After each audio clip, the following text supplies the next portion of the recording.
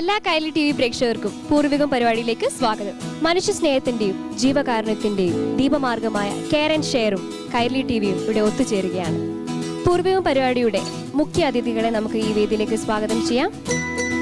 നമ്മുടെ പ്രിയങ്കരനായ പത്മശ്രീ ഭരത് മമ്മൂട്ടി, ഒപ്പം കെയർ ആൻഡ് ഷെയറിന്റെ managing director father Thomas Kurian, Kovilmala രാജാവ് രാമൻ രാജമന്നാൻ, കൂടാതെ മുതുവാൻ സമൂഹത്തിലെ മൂപ്പൻ ഗോപാലൻ.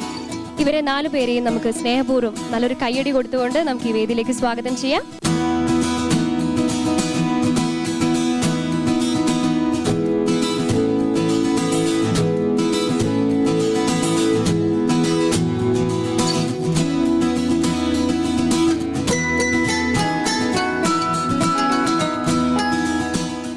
എങ്ങനെയാണ് നിങ്ങളുടെ ഓണാഘോഷങ്ങളൊക്കെ?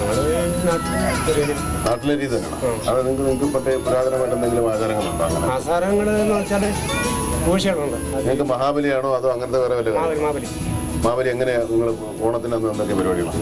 ഓണത്തിന് പായസം കൊടുക്കും, പിന്നെ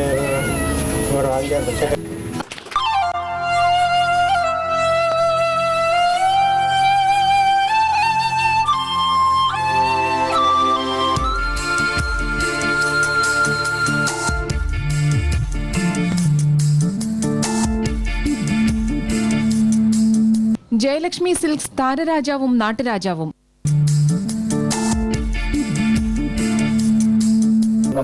നിങ്ങൾക്ക് എത്ര പിരിവുകളുണ്ട്? നിങ്ങൾ ഈ മന്നാൻ സമുദായത്തിലാണെങ്കിൽ 42 തിരുവുകളുണ്ട്. അതിനെ തന്നെ മുതുവാന്മാര് മാത്രമേ. വേറെ ആരൊക്കെ ഉണ്ട്? മന്നന്മാരല്ലാതെ മുതുവാന്മാരും മന്നന്മാരും അല്ലാതെ വേറെ ആൾക്കാരാണോ? ഇടവലക്കുടി വേറെ രണ്ട് കുലമുള്ളൂ, രണ്ട് ഗോത്രക്കാരേ ഉള്ളൂ. നിങ്ങള് വേറെ അല്ലേ? അപ്പൊ രണ്ട് ആൾക്കാരാണ്. അപ്പൊ നിങ്ങളുടെ ആചാരങ്ങളിൽ എന്തെങ്കിലും വ്യത്യാസമുണ്ടോ? ഞങ്ങളുടെ ആചാരം കല്യാണകാര്യം എല്ലാം കൂടെ ആചാരം അങ്ങോട്ടും ഇങ്ങോട്ട് വിവാഹം കഴിക്കല? തമ്മിൽ നിങ്ങളുടെ അവിടെ 2 കൂട്ടം കൂടെ എത്ര പേരുണ്ടാവും ഈ കുടിയിൽ? ഒരു 500 പേരുണ്ടാവും. 28 കുടിയുണ്ട് സാർ. ഇടവലക്കുടിയിൽ എത്ര ആളുകൾ കാണും? 28 കുടിയിൽ ഒരു 10 ആൾ വെച്ച് കൂട്ടിയാലും 250 ആളെല്ലാം ഉണ്ടാവും. 600-700 ആൾക്കാരുണ്ട്. 600-700 ആൾക്കാരിലാണ് നിങ്ങൾ 2 ജാതിക്കാർ. ആയിക്കോട്ടെ, നിങ്ങൾ തമ്മിൽ വളരെ സൗഹാർദ്ദത്തിലാണോ? എല്ലാവരും അങ്ങോട്ട് ഇങ്ങനെ സ്നേഹത്തിലാണോ, വഴക്കാണോ, വഴക്കമാണോ? ഈ രാജ്യങ്ങൾ തമ്മിൽ യുദ്ധം ചെയ്യുന്നവരുടെ യുദ്ധമൊക്കെ ഉണ്ടാവും. ഏതായാലും 2 രാജ്യവും 2 രാജാക്കന്മാരും 2 കുലം 2 ഗോത്രം. പണ്ടുള്ള കാലത്തൊക്കെ ഉണ്ടായിരുന്ന യുദ്ധങ്ങളൊക്കെ ഉണ്ടായിട്ടുണ്ട്. കുലവും ഗോത്രവും ഒക്കെ തമ്മിലായിരുന്നു. പിന്നെ രാജാക്കന്മാർ തമ്മിലായി, പിന്നെ രാജ്യങ്ങൾ തമ്മിലായി. അതൊന്നും ഏതായാലും നിങ്ങൾക്കില്ല. നമ്മളെല്ലാവരും ഒരു രാജ്യത്തുകാരും ഒരു നാട്ടുകാരും ആയതുകൊണ്ട് അങ്ങനെയുള്ള യുദ്ധങ്ങളൊന്നും ഉണ്ടാകാൻ വഴിയില്ല. എല്ലാവരും അങ്ങോട്ടും ഇങ്ങോട്ടും സഹകരിച്ച് സ്നേഹത്തിൽ തന്നെയാണ് പോകുന്നത്, അല്ലേ? പരസ്പരം അങ്ങോട്ടും ഇങ്ങോട്ടും സ്നേഹത്തിലല്ലേ എല്ലാവരും? യേശുവും വൈരാഗ്യം വിരോധമൊന്നുമില്ലല്ലോ. ഏതായാലും നിങ്ങളെ ഈ ഓണത്തിന് നിങ്ങളെ ഇവിടെ കൊണ്ടുവരാനും ഇതുപോലെ നിങ്ങൾക്കൊരു സൽക്കാരങ്ങളൊക്കെ തരാൻ വളരെ സന്തോഷമുണ്ട്. ഞങ്ങളിങ്ങനെ ഈ നാട്ടിലുള്ള ആൾക്കാരാണെങ്കിലും നമ്മൾ കാട്ടിലുള്ള ആൾക്കാരാണെങ്കിലും നമ്മളെല്ലാം ആളുകളായതുകൊണ്ട്, മനുഷ്യരായതുകൊണ്ട് അങ്ങോട്ടും ഇങ്ങോട്ടും വലിയ വ്യത്യാസമില്ല. എല്ലാവർക്കും 2 കാലും എല്ലാം 2 വെച്ചുണ്ട്, നാവൊഴിച്ച്. അങ്ങനെ വലിയ വ്യത്യാസമൊന്നുമില്ല. അപ്പം നിങ്ങൾ ഇട്ടിരിക്കുന്ന പോലെയൊക്കെ തന്നെ ഞാനും ഇട്ടിരിക്കുന്നത്. മുണ്ട് കോട്ടൊക്കെ എല്ലാവർക്കും ഉണ്ട്. തലയോടൊപ്പം കിട്ടി അത് അച്ഛൻപഴുത്തൊക്കെ വെച്ചിട്ടുണ്ട്. നിങ്ങൾക്ക് പറഞ്ഞ പോലെ നാട്ടിൽ ഇവിടെ ഒരുപാട് അസൗകര്യങ്ങൾ, ബുദ്ധിമുട്ടുകൾ നാട്ടിലുണ്ടാകും. നാട്ടിലെടുത്ത സൗകര്യങ്ങളുണ്ടല്ലോ. എങ്ങനെ എന്തെങ്കിലും സഹായങ്ങളോ സൗകര്യങ്ങളോ ഒക്കെ വേണമെങ്കിൽ ഞങ്ങളുടെ ഒരു മനുഷ്യരുടെ നാട്ടിലുള്ളവർ കാട്ടിൽ നിന്ന് വന്ന് കയറിയവർ തന്നെയാണ്. അല്ലാതെ നാട്ടിൽ ജനിച്ചവരും കാട്ടിൽ ജനിച്ചവരും ഇല്ല. പണ്ടെല്ലാം കാടായിരുന്നു. അപ്പോൾ ഒരു പരിധിവരെ നമ്മുടെ ഒരു പൂർവികം, നമ്മുടെ പഴയ കാലങ്ങൾ ഓർമ്മിപ്പിക്കുന്ന ആൾക്കാരാണ് നിങ്ങൾ. അപ്പോൾ നിങ്ങൾ തമ്മിലുള്ള ഈ സൗഹാർദ്ദത്തിന് ഞങ്ങൾ പൂർവികം എന്നാണ് പേര് ഉദ്ദേശിക്കുന്നത്. നമ്മുടെ പഴയ കാലങ്ങൾ ഓർക്കുന്നത്, നമ്മൾ വന്നുപോയ, നമ്മൾ ആരംഭിച്ച കാലം, മനുഷ്യ അവസ്ഥ ആരംഭിച്ച കാലത്തുള്ള ഒരു ഓർമ്മയ്ക്ക് വേണ്ടി പൂർവികം എന്ന് നമ്മളിങ്ങനെ ആലോചിക്കുന്ന ഒരു പേരാണ്. ഈ പൂർവിക സമ്മേളനത്തിലേക്ക്, പൂർവിക സംഗമത്തിലേക്ക് നിങ്ങൾക്ക് എല്ലാവർക്കും വളരെ ഹാർദമായ സ്വാഗതം. മനസ്സിലാവുന്നുണ്ടോ ഇത് പറയുന്നത്? കൈ കടിക്കുന്നുണ്ട്. മനസ്സിലാവുന്നുണ്ട്? നിങ്ങൾ സംസാരിക്കുന്നത് മലയാളം തന്നെയാണോ അതോ തമിഴ് കലർന്ന മലയാളം? പച്ച മലയാളം പറയുന്നുണ്ടോ അതോ തമിഴ് മിക്സ് ഉണ്ടോ? നിങ്ങളുടെ ഭാഷ ഏതാണ്? അതെങ്ങനെ ഒരു 2 വർത്തമാനം പറഞ്ഞു? നിങ്ങൾ എന്നോട് മുതുവാൻ ഭാഷ പറഞ്ഞപ്പോ ഞാൻ പറയാം. മമ്മൂട്ടി സാറ് വന്നാറ്, ഞങ്ങളെല്ലാം കണ്ട് സഹായിച്ചാറ്. എന്ന് പറഞ്ഞാല് അതിപ്പോ ലേശം തമിഴ് കയറ്റി തന്നെ അപ്പൊ വന്നാലും സഹായിച്ചാല് കേട്ടാലും പോയാലും വന്നാലും തിന്നാലും സാപ്പിട്ടാലും അவ்வளவுதான். ബഹുമാനപ്പെട്ട മന്ത്രി സാർ ഞങ്ങളെ ആദിവാസി ഹിന്ദു മുതുവന്മാരെ കാണാൻ വേണ്ടി എത്തിയിട്ടുണ്ട്. ഞങ്ങള് TV ചാനലിലും സിനിമകളിലും അദ്ദേഹത്തിന് കാണാറുണ്ട്. ഞങ്ങളുടെ ആദിവാസികളൊക്കെ ഇവിടെ കാണാറുണ്ട്. ഞാൻ കുണ്ടളക്കുടിയുടെ മൂപ്പനാണ്, കുടിയുടെ ആദിവാസിയുടെ നേതാവാണ് ഞാൻ ഇടുക്കി മേഖലയിലെ.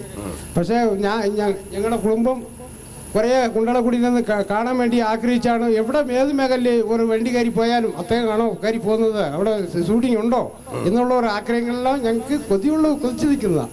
ഇന്ന് കണ്ടതിലെ 1 കോടി നന്ദികളും നമസ്കാരങ്ങളും.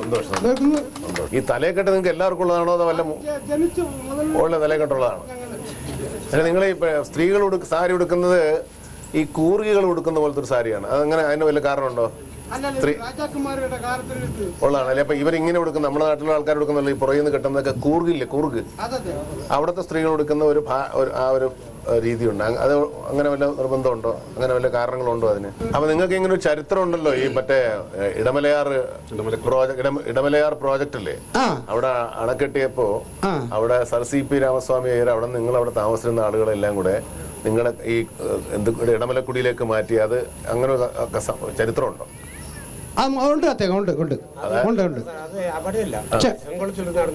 ചെങ്കുളത്തുണ്ടായിരുന്ന ആള് ചെങ്കുളം ഡാം പണിതപ്പോ ഇടമലക്കുടിയിലോട്ട് മാറിയതാണ് അല്ലേ? അവിടെ ശരിക്കും ഒരു കുറെ നാട്ടിൽ തന്നെ ഉണ്ടായിരുന്നവരാ നിങ്ങൾ? ഉണ്ടായിരുന്നു, നാട്ടിൽ ഉണ്ടായിരുന്നു. പണ്ട് ബ്രിട്ടീഷ് കാലത്ത് തൊട്ട് അതിന് മുമ്പേ തൊട്ട് ഞങ്ങൾ ഇവിടെ ഉണ്ടായിരുന്നു. ഈ കേരളത്തിൽ തന്നെ ഇടുക്കി മേഖല തന്നെ ഉണ്ടായിരുന്നു. ഞങ്ങൾ ഈ നേരിമംഗലം പാലം കെട്ടുന്നതിന് അവരെ ഞാനില്ലായിരുന്നു. ഇന്നലെയാണ് ഞാൻ ജനിച്ചെന്ന് പറയാം. പക്ഷെ അതിന് മുമ്പേ ഉള്ള എന്റെ അച്ഛന്റെ തലമുറയിൽ ഇത്തിരി തലമുറയിൽ ഇല്ലായിരുന്നു. വിദ്യാഭ്യാസം ഒന്നും ഇല്ലാത്തവരാണ് ഞങ്ങൾക്ക്. ഞാൻ ചോദിക്കട്ടെ, നിങ്ങളിപ്പോ നിങ്ങളുടെ ആൾക്കാർ പഠിക്കുന്നുണ്ടോ? നാട്ടിൽ വന്ന് പഠിക്കുന്നുണ്ട്? ഉണ്ട്. പഠിച്ച് ജോലി കിട്ടാറുണ്ടോ എല്ലാവർക്കും? ഞാൻ ഈ കഴിഞ്ഞ പ്രാവശ്യം വന്നപ്പോ ഒരു കുറച്ച് വിദ്യാഭ്യാസമുള്ള ഒരാളെ കണ്ടു. അയാൾക്ക് ജോലി ഇല്ല എന്ന് പറയുന്നു. കാരണം ജോലി ഇല്ലാതിരിക്കാൻ കാരണം നിങ്ങളുടെ ഇടയിൽ തന്നെ മത്സരിക്കുന്നുണ്ടല്ലോ, നിങ്ങളിൽ തന്നെ പഠിപ്പിൽ വ്യത്യാസമുള്ളവരുണ്ട്. അപ്പൊ അങ്ങനെ നിങ്ങളെ ഇപ്പൊ റിസർവേഷൻ ഉണ്ടെങ്കിൽ പോലും നിങ്ങൾക്ക് പലർക്കും ജോലി കിട്ടുന്നില്ല എന്ന് പറയുന്നുണ്ടായിരുന്നു. അപ്പൊ അങ്ങനെ റിസർവേഷൻ ഉണ്ടായിട്ടും കിട്ടാത്തതൊക്കെ വളരെ ബുദ്ധിമുട്ടാണ്. കുറച്ച് പഠിപ്പിൽ കുറച്ചുകൂടെ ഒന്ന് നോക്കണം. കുറച്ച് നന്നായിട്ട് പഠിച്ചാൽ മാത്രമേ മറ്റുള്ള ആൾക്കാരുമായിട്ട് മത്സരിച്ച് ജയിക്കാൻ പറ്റുള്ളൂ. പുറത്തുള്ളവരുമായിട്ടല്ല, നിങ്ങളിൽ തന്നെയുള്ളവരിൽ കുറച്ചുകൂടെ ഒരു ഉയർന്ന വിദ്യാഭ്യാസ സമ്പ്രദായം വേണം. അതിനിപ്പോ നമുക്ക് എന്തെങ്കിലും സഹായം വേണമെങ്കിൽ പറഞ്ഞാൽ ഞങ്ങൾ ചെയ്യും. പിന്നെ നിങ്ങൾക്ക് അവിടെ ഈ പറഞ്ഞ പോലെ വേറെ പല പരാധീനത്തിനും ബുദ്ധിമുട്ടുള്ളതായിട്ടൊക്കെ നമുക്കറിയാം. അതായത് നിങ്ങൾക്ക് താമസിക്കാൻ, പിന്നെ സ്ത്രീകള്, പിന്നെ നിങ്ങൾ പൊതുവെ ഇപ്പൊ നിങ്ങൾ ഇത്ര 600 ആളുകളെ ഉള്ളൂ, ജനസംഖ്യ പെരുകുന്നില്ല. നിങ്ങളിപ്പോ നാട്ടിലേക്കാളും വലിയ കുടുംബാസൂത്രമാണ് നാട്ടിൽ നടത്തുന്നത്. അതിന് പ്രത്യേക കാരണം എന്തൊക്കെ പറയുന്നുണ്ടായിരുന്നു. എന്താ മറ്റേ മാറി താമസിക്കലോ എന്താ അതിന് പറഞ്ഞത്? 4 സ്ത്രീകൾക്ക് ഈ മാസത്തിൽ 4 ദിവസം 5 ദിവസം വരുന്ന 4 ദിവസം മാറി താമസിക്കേണ്ടി വരുന്നുള്ള പരാതികളുണ്ട്. അതുകൊണ്ട് അത് ചെറിയ മെഡിസിനും പ്രശ്നങ്ങളൊക്കെ ഉണ്ടായിട്ട് അത് മാറിയിട്ടുണ്ട്. അത് എന്തെങ്കിലും പരിഹാരം നമുക്ക് ആലോചിക്കാം. സർക്കാരിന്റെ ഭാഗത്ത് എന്തെങ്കിലുമൊക്കെ നീക്കങ്ങളുണ്ട്. അപ്പൊ നമ്മൾ ഏതായാലും ഇങ്ങനെയുള്ള ആളുകൾ തീരെ ഇല്ലാണ്ടായി പോകരുത് അല്ലേ? നമ്മുടെ പൂർവികരാണ്, അത് ഇല്ലാണ്ടായി പോകരുത്. അപ്പൊ സ്ത്രീകളോട് പ്രത്യേകിച്ച് പറയണം, തിരിച്ച് അങ്ങോട്ടും ഇങ്ങോട്ടും കാര്യങ്ങൾ അതിനുള്ള സംവിധാനങ്ങളൊക്കെ നിങ്ങൾ ചെയ്തു കൊടുക്കും. അതിനുള്ള മറ്റു മാർഗങ്ങളൊക്കെ നമുക്ക് നോക്കാം. പിന്നെ നിങ്ങൾക്ക് ചെറിയ ഈ പറഞ്ഞ പോലെ പുറത്തുനിന്നുള്ള നിങ്ങൾ തന്നെ മരുന്നും ചികിത്സയൊക്കെ ഉള്ള ആൾക്കാരാണ് നമുക്കറിയാം. നിങ്ങളുടെ തന്നെ കാട്ടുമരുന്നുകളും അങ്ങനത്തെ കാര്യങ്ങൾ അറിയാം. അതല്ലാതെ നമ്മൾ പെട്ടെന്ന് മാറാവുന്ന മരുന്നുകളായിരിക്കില്ല, ഒരേ പതുക്കെ രോഗങ്ങൾ മാറുള്ളൂ. അത് ഈ നാട്ടുമരുന്നിൻ്റെ പ്രത്യേകത. അതല്ലാതെ എന്തെങ്കിലും ഇംഗ്ലീഷ് മരുന്നുകളോ അങ്ങനെ മരുന്നുകളോ എന്തെങ്കിലും ആവശ്യമുണ്ടെങ്കിൽ, അങ്ങനെ ചികിത്സ ആവശ്യമുണ്ടെങ്കിലും നമുക്ക് ഈ പൂർവികം പരിപാടിയിൽ കൂടെ തരാം. നിങ്ങൾക്ക് മനസ്സിലായില്ലേ? വേറെ എന്തെങ്കിലും ആവശ്യങ്ങളുണ്ടെങ്കിലും ഞങ്ങളെ കൊണ്ടാകാവുന്ന, ഞങ്ങളുടെ ഈ സംഘടന കൊണ്ടാകാവുന്ന എല്ലാ സഹായങ്ങളും നിങ്ങൾക്ക് ഞങ്ങൾ ചെയ്തു തരാം. എന്തെങ്കിലും രോഗങ്ങളോ ഓപ്പറേഷനോ അങ്ങനത്തെ എന്തെങ്കിലും പ്രശ്നങ്ങളോ, പിന്നെ പഠിപ്പിന് എന്തെങ്കിലും ആവശ്യങ്ങളുണ്ടോ, ഈ പറയുന്ന നിങ്ങളെ ഇപ്പം നിലവിൽ ഉള്ള ആവശ്യങ്ങളൊക്കെ നമുക്ക് ആലോചിക്കാം. അതല്ലാതെ നിങ്ങളിപ്പോൾ കാട്ടിലും നാട്ടിലും ഒക്കെ എന്ത് തൊഴിൽ ചെയ്തിട്ടാണ് നിങ്ങൾ ജീവിക്കുന്നത്? എന്താ നിങ്ങളുടെ ആഹാര രീതി? ഒന്നും എനിക്കറിഞ്ഞൂടാ. ഞങ്ങൾക്ക് വന്ന് തൊഴിലെന്ന് പറയുമ്പോൾ കാട്ടുകളിൽ തേനുണ്ടാക്കലും മറ്റു ചെറിയ അതേ ഉള്ളൂ, തേനും തിനയൊക്കെ തന്നെ. അപ്പൊ അവിടെ കൃഷി വല്ലതുണ്ടോ? നിങ്ങൾക്ക് സർക്കാർ കുറെ സ്ഥലങ്ങൾ തന്നിട്ടില്ലേ? സർക്കാരിൽ കുറച്ച് കുണ്ടളക്കുടിക്ക് ആദിവാസി കുടിക്ക് 5 ഏക്കർ വീതം വെച്ച് 72 കുടുംബത്തിന് പട്ടയം തന്നു. അവിടെ വല്ല കൃഷി ചെയ്യണോ? അവിടെ പച്ചക്കറി കുറച്ച് ചെയ്യുന്നുണ്ട്. അത് രാത്രി കാലങ്ങളിൽ കാട്ടുപോത്തും ആനയും മൃഗങ്ങളും വന്ന് കൊണ്ടുപോകും. അപ്പൊ ഞങ്ങളെ കുടുംബങ്ങളുമായിട്ട് പഞ്ചത്തിലേക്ക് കാണാറുണ്ട്, അവിടെ പഞ്ചം കാണാറുണ്ട് അവിടെ. അപ്പൊ അതിനുള്ള എന്തെങ്കിലും ഇപ്പൊ കാട്ടുപോത്തും മൃഗം വരാതെ ഈ കൃഷി സ്ഥലങ്ങളെ കാത്തുരക്ഷിക്കാനുള്ള സംവിധാനം സർക്കാർ ഭാഗത്തുനിന്ന് വേണം. അതിപ്പോ ഞങ്ങൾക്ക് അതൊന്നും ചെയ്യാൻ പറ്റില്ല. അപ്പൊ നമ്മൾ അതിന് സർക്കാരിനോട് നമ്മൾ എന്തെങ്കിലും ആവശ്യങ്ങൾ ഞങ്ങളുടെ ഭാഗത്തുനിന്ന് ചോദിക്കാം. അപ്പൊ ഈ 5 ഏക്കറിൽ സാധാരണ പച്ചക്കറി അല്ലാതെ വേറെ എന്തെങ്കിലും വിളവുണ്ടോ നിങ്ങൾക്ക് കറക്റ്റായിട്ട് ഇത്? ഞാൻ കേട്ടതെന്ന് വെച്ചാൽ ഈ അവിടെ ഉണ്ടാക്കുന്ന നിങ്ങളുടെ ഏലം, കുരുമുളക് അങ്ങനെയുള്ള സാധനങ്ങളൊക്കെ ഈ ഇടനിലക്കാർ വന്ന് തട്ടിപ്പ് പഠിച്ചുകൊണ്ട് പോകുന്നത് കേൾക്കുന്നു. നിങ്ങൾക്ക് ശരിക്കുള്ള വില കിട്ടുന്നില്ല, അങ്ങനെയുള്ള ചില അനുഭവങ്ങളൊക്കെ ഉണ്ട്. അപ്പൊ അതിനും എന്തെങ്കിലുമൊക്കെ മാർഗങ്ങൾ നമുക്ക് നോക്കാം മൂപ്പ. ആയിക്കോട്ടെ. നിങ്ങൾ ആൾക്കാരെല്ലാം കൂടെ ഈ പറഞ്ഞ പോലെ ആരാണ് മൂത്തതെന്നുള്ള നിൽക്കണ്ട, എല്ലാവരും മൂപ്പന്മാരായിക്കോട്ടെ, പ്രശ്നമില്ല. ബാക്കി എല്ലാവരും രാജാക്കന്മാരും ആയിരിക്കാം, നമ്മൾ കാര്യം നടന്നാൽ പോരെ.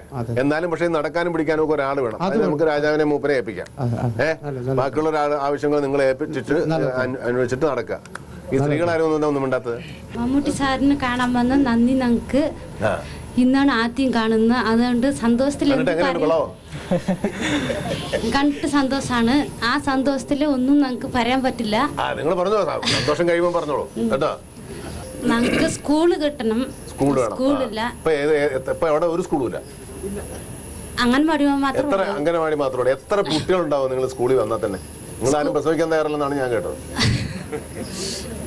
ഞങ്ങൾക്ക് സ്കൂളില്ലാതെ ഞങ്ങൾ അടുത്ത് മറയൂരിലുണ്ട്. എത്ര കുട്ടികളുണ്ടാവും ഇപ്പൊ വീട്ടില്? ഇപ്പൊ പഠിക്കാൻ നിങ്ങൾ പഠിക്കാവുന്ന നിങ്ങൾ ഒരു വീട്ടിലല്ല, എല്ലാരും കൂടെ എത്ര പേര് കാണും? ഒത്തിരി ഉണ്ട്. ഒരു 2-3 ക്ലാസ്സിലുള്ള പിള്ളേരുണ്ടോ? അപ്പൊ നമുക്ക് സർക്കാരിനോട് അപേക്ഷിക്കാം. ഞങ്ങൾക്ക് ഇപ്പൊ സ്കൂൾ നടത്താൻ പറ്റില്ല, അതിനുള്ള സംവിധാനം ചെയ്യാൻ നോക്കില്ല, അവർ അനുവദിക്കുന്നില്ല. അതിലെന്നാലും നമുക്ക് നമ്മളെ കൊണ്ടാകാവുന്ന വിധത്തിൽ അവരെ സർക്കാരിൻ്റെ അടുത്ത് അപേക്ഷിക്കുകയോ അല്ലെങ്കിൽ സർക്കാരിനോട് നമുക്ക് പ്രഷർ ചെലുത്തിയോ അങ്ങനെ എന്തെങ്കിലും നിർബന്ധിച്ചോ കൊണ്ടുവരാം കേട്ടോ. പക്ഷെ പിള്ളേരെ പഠിക്കാൻ വിടണം. നിങ്ങൾ പിള്ളേർ പള്ളിക്കൂടം കെട്ടിയിട്ട് അവിടെ പിള്ളേരില്ലാതെ ആയി പോകും. പള്ളിക്കൂടം ഉണ്ടാക്കാനുള്ളത് നമ്മൾ സർക്കാരിനോട് ചോദിക്കാം, ഞങ്ങളുടെ ഭാഗത്തുനിന്നും കുറച്ച് സമ്മർദ്ദം ചെലുത്താം. അതൊക്കെ ശരിയാവും. ഇതിനൊക്കെ തരാനുള്ള സംവിധാനം ഉണ്ട് സർക്കാരിന്റെ ഭാഗത്ത്. നിങ്ങൾ പോയി മേടിക്കാഞ്ഞിട്ടാ. പുസ്തകവും ഡ്രസ്സും ഉച്ചഭക്ഷണവും ഒക്കെ തരും സർക്കാർ. വേറെ സ്ഥലത്തൊക്കെ കൊടുക്കുന്നുണ്ട്. നിങ്ങളതൊന്നും പോയി മേടിക്കാത്തതുകൊണ്ടാ, അല്ലെങ്കിൽ നിങ്ങൾ അന്വേഷിക്കാത്തതുകൊണ്ടാ, നിങ്ങൾ സംഘടിക്കാത്തതുകൊണ്ടാണ്. നിങ്ങൾ എല്ലാവരും കൂടെ ചെന്ന് ചോദിച്ചാലേ കിട്ടുള്ളൂ. ഒരാൾ ചെന്ന് ചോദിച്ചാൽ കിട്ടൂല. അത് സർക്കാർ എന്ന് പറയുന്ന ഒരാളല്ല, മനസ്സിലായില്ല, അതൊരു സംവിധാനമാണ്. അപ്പൊ അതിന് ഓരോരുത്തരോടും അവർക്ക് മനസ്സിലാവണം. സർക്കാർ എന്ന് പറയുന്നൊരു കമ്പനി ഒന്നുമല്ലോ ഒരു മാനേജരും മുതലാളി ഉണ്ടാകാൻ. അതൊരു സംവിധാനമാണ്, കുറേ സാധനങ്ങൾ ചേർന്നതാണ്. നമ്മളുമൊക്കെ സർക്കാരിന്റെ ഭാഗമാണ്. വേറെ എന്താ വേണ്ടേ? വെള്ളം. വെള്ളത്തിന് ക്ഷാമമുണ്ടോ? അതെന്താ നിങ്ങൾക്ക് അവിടെ വെള്ളത്തിന് ക്ഷാമം ഉണ്ടാവും? മലയുടെ മുകളിൽ അങ്ങനെ ഉള്ളൂ? എന്താ മൂപ്പ? പാറക്കെട്ടുകളാണ്. ജലക്ഷാമമുണ്ട്. പക്ഷെ അവിടെ അങ്ങനെ സംവിധാനമില്ല. കറണ്ട് ഉണ്ടോ? കറണ്ട് ഉണ്ടെങ്കിൽ ഒരു മോട്ടോർ വെച്ചൊരു ടാങ്ക് കെട്ടി അത്യാവശ്യം എല്ലാവരും. നിങ്ങൾ എത്ര വിസ്താരത്തിലാണ് താമസിക്കുന്നത്? തയ്യൽ ക്ലാസ് എന്ന് വെച്ചാൽ നിങ്ങളെല്ലാം തയ്ക്കുമോ? നിങ്ങൾക്ക് തയ്ച്ച് ആർക്ക് കൊടുക്കാനാ ഇതൊക്കെ? തയ്യൽ പക്ഷേ വളരെ കുറച്ചേ ചെയ്യാൻ പറ്റുള്ളൂ. നിങ്ങളെ ആൾക്കാരൊക്കെ തന്നെ ഇടും. നാട്ടിൽ നിന്ന് അവിടെ ഒന്നും തയ്പ്പിക്കില്ലല്ലോ. അപ്പൊ നിങ്ങൾ അല്ലെങ്കിൽ പിന്നെ ഇവിടെ വന്ന് പണിയെടുക്കണ്ടോ? 25 ജോലി നടന്നു ജോലി ചെയ്യാൻ പറ്റുമോ? അപ്പൊ തയ്യൽ ക്ലാസ് എന്ന് പറയുമ്പോൾ നമുക്ക് പറയാൻ എളുപ്പമാണ്. പക്ഷെ തയ്ച്ച് ആർക്കും കൊടുക്കും? നിങ്ങൾ തന്നെ അങ്ങോട്ടും ഇങ്ങോട്ടും തയ്ച്ചിടേണ്ടി വരും. മനസ്സിലാവുന്നുണ്ടോ? അതല്ലാതെ നിങ്ങൾക്ക് അവിടെ നിന്ന് എന്തെങ്കിലും ഉണ്ടാക്കി നാട്ടിൽ വിറ്റ് നിൽക്കാൻ പറ്റുമോ എന്നുള്ള ആലോചിക്കാം. അങ്ങനെ ഞങ്ങളും കൂടെ ആലോചിക്കാം നിങ്ങൾക്ക് ചെയ്യാൻ പറ്റുന്ന കാര്യം കേട്ടോ. മമ്മൂട്ടി സാറിന് കണ്ടുதான் വിടണമെന്ന് എനിക്ക് മനസ്സിൽ വന്ന് പറ്റണം. ആയതിനാല പിന്നെ എല്ലാ സാധി ചട്ടം എടുത്തും നിങ്ങൾ പടത്തിലെ വലിയ ആളുടെ എടുത്തത് പല സൈസിലും സിനിമയിൽ നടിച്ചിരിക്കത്തില്. പോലീസ് ആഞ്ഞര്, പുലി ആഞ്ഞര്, ആന ആഞ്ഞര്, കള്ളന് പിടിച്ചത്, കള്ളൻ ആഞ്ഞര് എല്ലാം ചെയ്യുന്നത്. ഞങ്ങളൊരു മുതുവാന്റെ വേഷം കെട്ടി ഒരു പടയെടുത്ത് ഞങ്ങൾക്ക് കാട്ടുവരാ ഇല്ലേ? നോക്കാൻ കണ്ടാ തോന്നണ്ടേ? അതാണ് പാട്. ഞാൻ നോക്കട്ടെ. ഇത്രയൊക്കെ മെലിഞ്ഞൊക്കെ നിൽക്കാൻ വലിയ പാടാ ഈ ശരീരമൊക്കെ. ഇനി നോക്കാം.